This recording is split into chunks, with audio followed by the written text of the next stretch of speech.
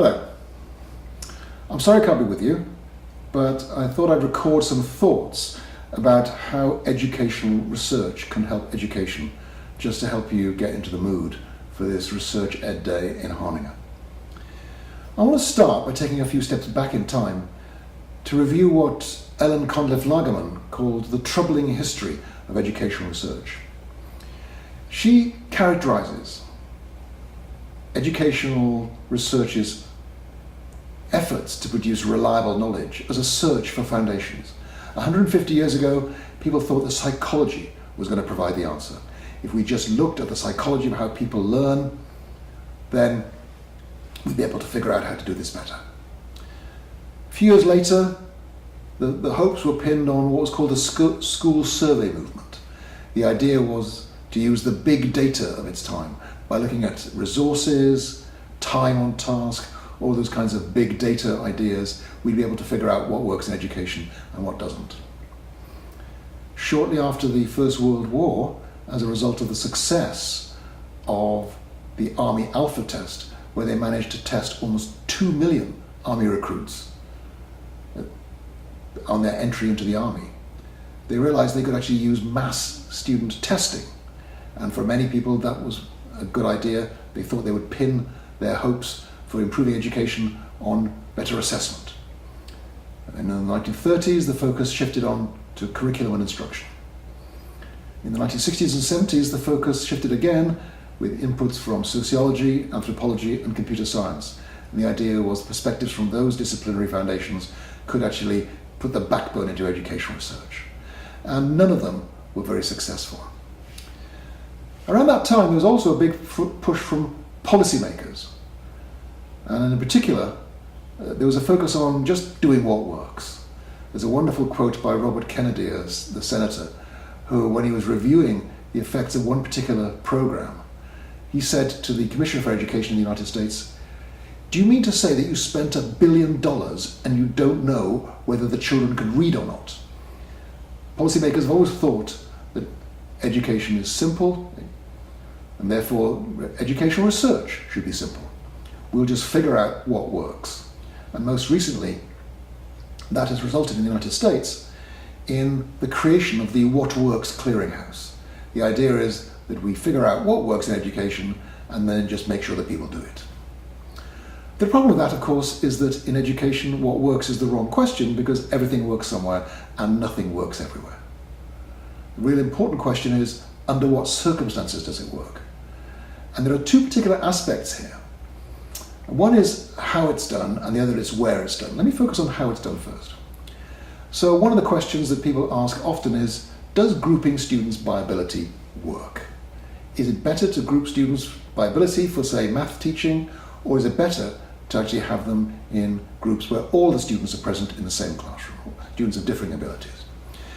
And although there are some controversies here, there's a widespread agreement that it doesn't seem to help very much.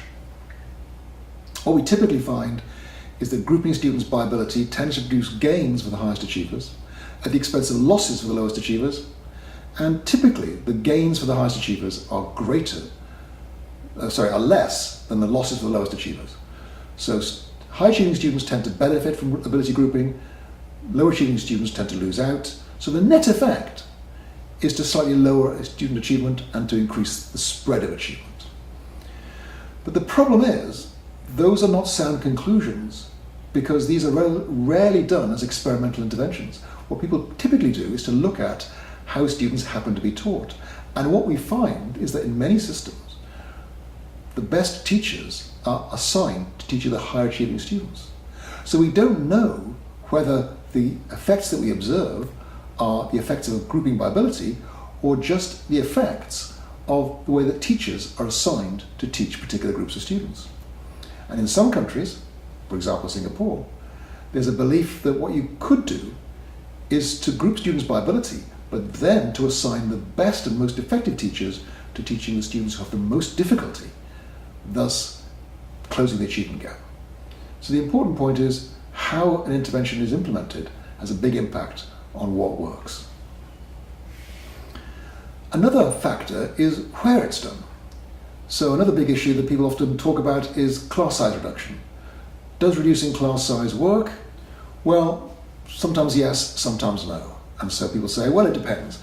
But of course, that's a very unsatisfactory answer. What we need to do is to go a bit deeper into the evidence and see what we can find. And the classic study here is the Tennessee STAR study, where teachers were randomly assigned to teach groups of either 17 or 25, and they followed these students right through till high school. What they found was that after a couple of years of being in smaller classes, particularly low achieving students, particularly students from minorities, did better. And so some people will say it works, some people say it doesn't work. But here's the important point. For the Tennessee STAR study, they needed about 50 extra teachers, because when you have smaller classes, you need more teachers. If you have 120 third grade students, and then in classes of 30, you only need 4 teachers. If you have classes of 20, you'll need 6 teachers. So the question is, how good are those extra 2 teachers?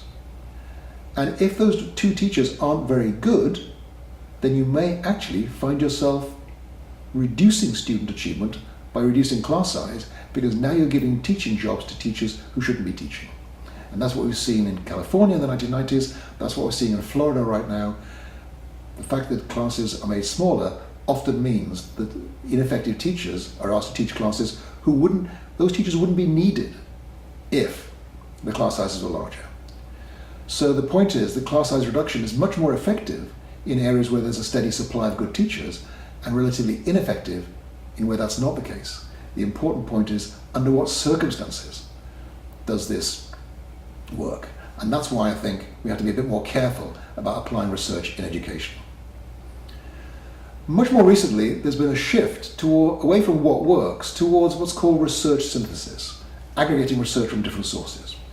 And what people want to do here is really be systematic about the research. We used to do narrative reviews of research, where a researcher would read around the unit, the topic or the thing you want to look at, and then just say, well, here's what I think the research says. And more recently, people have understood that that's really a pretty risky process, because there are biases involved and you might miss important studies. So now there's a much greater focus on what's called systematic reviews. And perhaps the most important method in systematic review is meta-analysis. And I want to record straight away that meta-analysis is a huge improvement over what came before. Because what came before was generally just tallying results. So people looked at how many experiments were done and how many of them were significant. And if there were significant results on one side of the argument and significant results on the other side of the argument, they would actually say, okay, let's just count them. So if there's more significant results saying something works than saying it doesn't work, we'll say it works. This has been really important in medicine and health education. So for example, meta-analysis was very important in establishing that getting babies to sleep on their backs reduced the incidence of sudden infant death syndrome. Meta-analyses also showed that in the United States, the use of antiarrhythmic drugs in the case of people with heart attacks was actually causing harm. It actually increased the rate of death by 14%. And yet, because the meta-analysis hadn't been done at the time these drugs were being used, more Americans were killed by the use of these drugs than died in the whole of the Vietnam War. So meta-analysis is a huge improvement over what went before in medicine.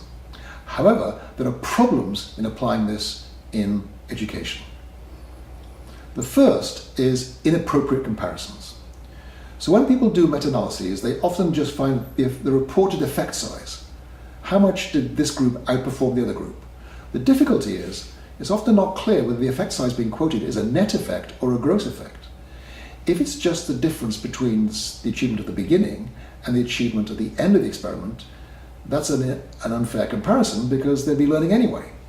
So careful researchers do what's called a net analysis, not a gross analysis.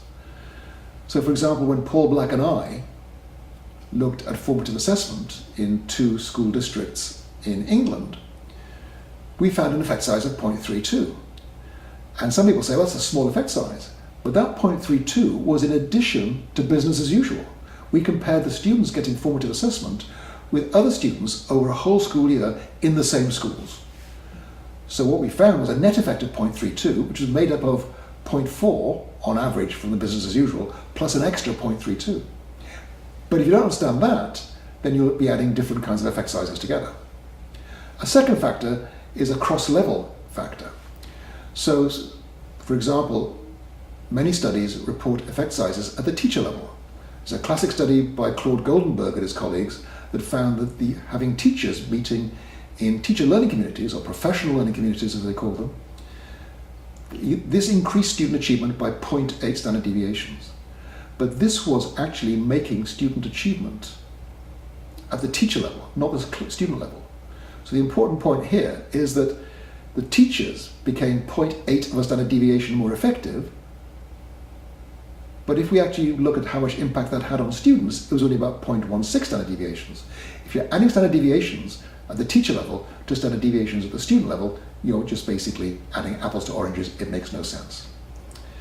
And the third factor for inappropriate comparisons is, are you comparing the intervention with business as usual or nothing at all? So when we're researching medicine, do we compare aspirin with nothing or with the best other painkiller? So these kinds of issues are important. They're often not thought through. The second issue about meta-analyses is what's called aptitude-treatment interaction. In other words, sometimes something works in one context but not in another. A classic example here is a study of incentive pay for teachers. And Abhijit Banerjee and Esther Duflo decided to research whether incentives for teachers would improve student achievement in India. What they did was they basically got teachers to send in photographs, time-stamped, of themselves with their students, at least 5 hours apart, to prove the teachers had been in school that day. And if the teachers submitted 2 photographs, time-stamped, so many hours apart, they got paid more. And that did increase student achievement because it increased teacher attendance. So in those situations where teachers are not turning up for work, then that's a good thing to do. But if your teachers are already turning up for work, it doesn't tell you that paying them for turning up to work will do any good at all. So sometimes you find that it works in one setting because of some strange things about that setting. It doesn't apply to others. The third problem is the file draw problem. Most educational experiments have very low power, so it's only the lucky experiments that get published. And typically, it's a classic example here from the new replication work being done by Brian Nozick in the Open Science Collaborative is a good example here.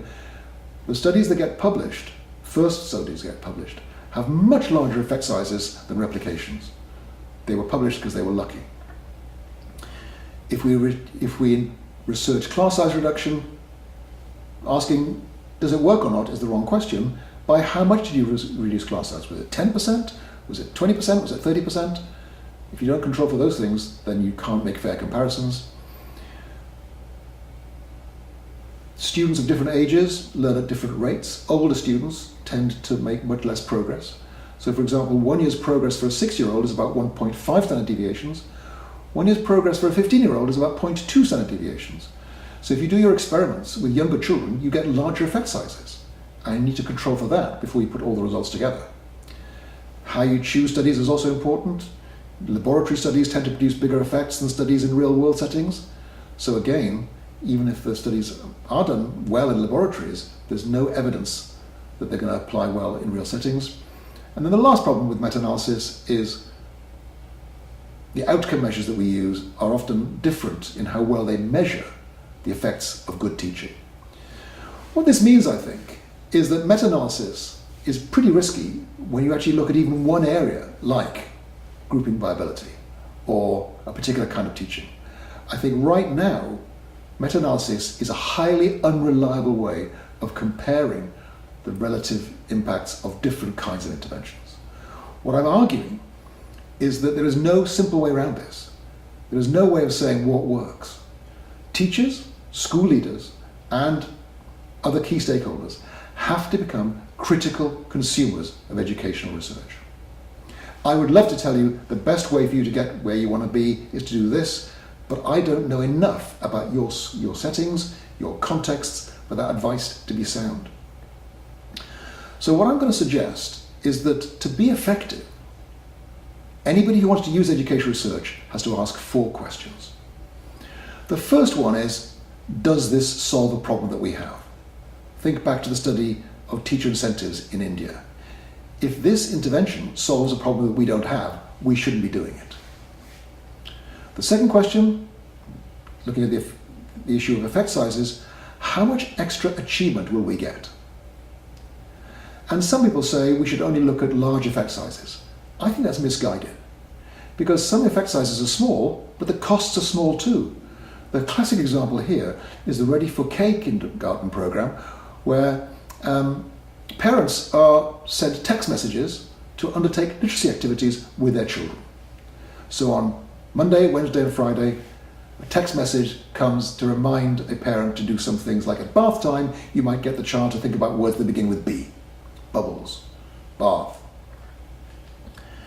Now, the effect of this program was to give these students about 1 extra month of learning over the course of 1 year. And you might say that's a very small effect, but the program only cost about $15 per student per year. So it's a small effect, but very inexpensive, so a very positive cost-benefit analysis. So we have to look at both the cost and the size of the effect we get. The fourth question we have to ask is, will it work here? And that relates to the issue of class size reduction. The point is that if you have a program that requires things to be in place that you don't have, then no matter how good the research is, it's not helpful to you. It's not helpful to be told that class size reduction works if you can't find any extra teachers. And this is why I think researchED is such a powerful organization. There are some researchers who say that teachers should listen more to researchers, but I think that's mistaken, because no research finding can be implemented in a classroom in exactly the way that the inventor of the research program, the inventor of the intervention, intended. Lawrence Stenhouse once pointed out that many educational reformers treat teachers as intellectual navvies who are told where to dig in the road, but not why. Why is this important? Because if you can't implement an intervention as designed, and you have to do workarounds, the person doing the intervention has to understand the rationale behind the program, because otherwise the workarounds that they have to do to make the thing work might make the intervention less effective. So that's why it seems to me that researchED is such a powerful innovation, such a powerful development in thinking about research and education. It is teaming up researchers with teachers. Researchers may find out what it is that works in particular contexts, but it's only teachers who can make it work in real classrooms.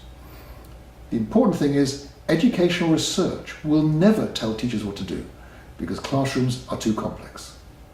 What educational research might do is to tell teachers and other people who work with teachers which kinds of innovations are likely to be more effective and which kinds are likely to be less effective, so they can make smarter choices about where to direct their efforts.